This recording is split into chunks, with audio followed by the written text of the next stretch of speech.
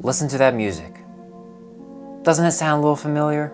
Doesn't it just make you feel a little different inside? Super Mario World, a game that most of you guys haven't played, most of you guys probably haven't even seen, and I'm not interested in discussing the game here. Except that this game gives me a similar feeling that we all feel when we hear Minecraft music. Stick with me for a few minutes. I think you're gonna be able to relate pretty hard here. Now, I don't think many of you have actually played this game, but I think most of you know the sound. The sound reminds me of my childhood. During the summer, when I get dropped off early at my grandmother's house to spend my day there while my two parents worked. Get there early in the morning, super early for a little kid, maybe like 7:30, 8 o'clock. She'd have hash browns from the local grocery store ready to go. And man, did I love to scarf those down. At least 5 to 6 of those, easily. Then after we talked a little bit, maybe watched some like Jeopardy or something in the living room. Of course, I got the big recliner chair because, I don't know, it just happened that way. We go downstairs and turn on the SNES. The Super Nintendo. The console was released in 1991 in the US, but I didn't care. I just enjoyed them watching me speedrun Mario and Donkey Kong. This isn't going to connect with all of you, so let me give you something that I'm sure you guys are going to connect to. Yeah, that's right.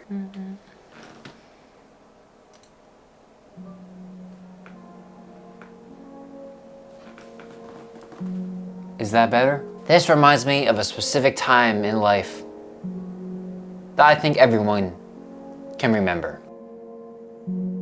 This music reminds me of 2020 to 2022, a time for many of torment, pain, and suffering. And I'm sorry for all of you that had that experience. I'm very grateful that my memory of this time was me playing Minecraft with my friends every night. I remember we didn't know about free Minecraft servers at this time when we only used Minecraft Realms, but we were all broke kids and none of our parents wanted to pay for Minecraft Realms because they thought that we just weren't gonna use it that much. Which is fair, kids can be very hit or miss with toys. So we'd each have to ask our parents to do a 1 month free trial of Minecraft Realms.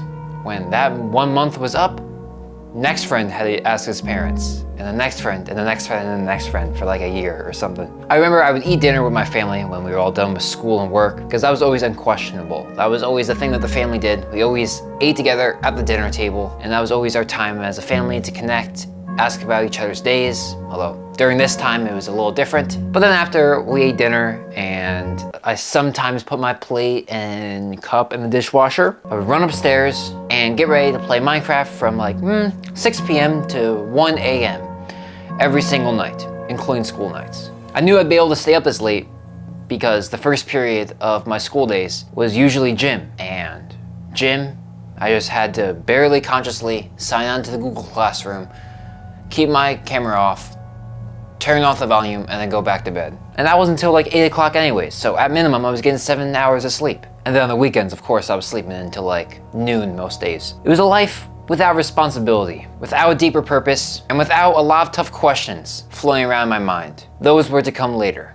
Don't get me wrong, I'm not like some adults. I mean, I'm technically 17, but come on, my birthday's 2 weeks away. Cut me some slack. Where some of these adults are constantly cherishing their childhood years before having to deal with all this responsibility and purpose and tough questions. Because having responsibility, purpose, and tough questions gives me true freedom and the ability to have a true impact on the world. And you know, I think I'd make that trade for some more negative emotions and some more stress. However, when my grandmother gave me all her old Super Nintendo games, I decided I was going to try something. Originally, I took the console hoping and being very upfront that I was just gonna sell the stuff and make a few $100. I did sell one, which was Super Mario Kart, but I kept the rest. And I felt like I could sell Super Mario Kart because it was going for like $30 or $40, and I didn't feel like there was a part of me in that cartridge. And that may sound a little weird to say that a part of me is in the cartridge, but your memory isn't a bank that you can just access all the time. It's more akin to a safe that needs a key to be unlocked. Super Mario Kart was a fraud. It wasn't the real key. It had to go. Someone else can have that scam. So instead of selling them, I thought, you know what? It's been like 4 or 5 years since I've played these games. Let's see how they are. So I set up the console, got the power on, got the game in. I pressed power, pressed reset to start the game, and nothing because I forgot that you need AV cables in order to set up the console. So 2 days later, after ordering some AV cables, I was all set and ready to go. But when I got the cables and set them up, it was super late at night. I think it was like a Thursday and it was like around 8 o'clock. So Thursday night football was gonna start in 15 minutes. And so I had to watch that. So I told myself I was gonna do it tomorrow. There are a few video scripts I wanted to get done that day though. So I decided I was going to finish that as fast as possible so that I could play some Nintendo games. That's exactly what I did. When I got home from school, I don't think I've ever locked in quite as hard as I did that day. I got all my work done in like an hour, and I had an hour on my hand to go play some video games. So I went downstairs, plugged in the AV cables, plugged in Donkey Kong Country 3, and I booted it up. And man, when I tell you, hearing the sound of Donkey Kong Country 3, it just gave me huge smiles, man. And audible laughing like I'm doing now. I didn't even play the game immediately. I think for the first maybe 5 minutes, I just got a rush of memories from my grandmother's house, when I spent hours watching speedrunning videos on her couch and then tried to put them in practice on the actual game, and then got so excited when I actually got the skip barrels. Or when I recorded a YouTube video when I was trying to be a YouTuber and I didn't want to miss an upload. So I propped up my phone on a little stepping stool inside of a sauce container and recorded some gameplay in vertical format of me playing Donkey Kong Country.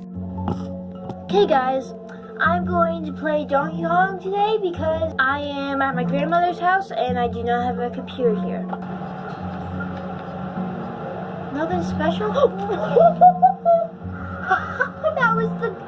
That was the greatest death ever! I'm gonna leave you the most played games I played as a child in the description below, between multiple consoles, because I was lucky enough to have like the Super Nintendo, the Xbox, the PlayStation 3, and the desktop. So I'll leave below some of my most played ones, and you leave in the comments below your most played ones, because I'm curious like how universal some of these games are. Hey, maybe you can subscribe while you're down there. Oh, I'm sorry, I'll go back. But man, I enjoyed the game so much. I downloaded the Nintendo Switch version on my 12-hour car ride for a family vacation. This was like a few months ago, and I think I beat the game on that car ride with a few more hours throughout the vacation, and then on the car ride back home, I beat both that game and Donkey Kong Country 2. And then I spent like the next 2 weeks after coming home from the vacation 100%ing, literally doing everything you possibly could in Super Mario World. If you're still watching this video, you can probably relate to this somehow, and relate to this feeling that I was having. It doesn't have to be just video games. I have a pair of shin guards somewhere in my basement, and it reminds me of the time that I played soccer in elementary school. And this one girl, which was the first girl I was ever interested into, and how we would play soccer together, and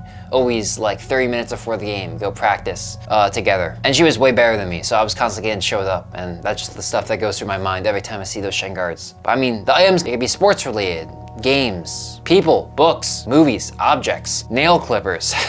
Seriously though, I do have some traumatic stories with nail clippers, so every time I see those bring back some memories too. Find something that was important to your childhood.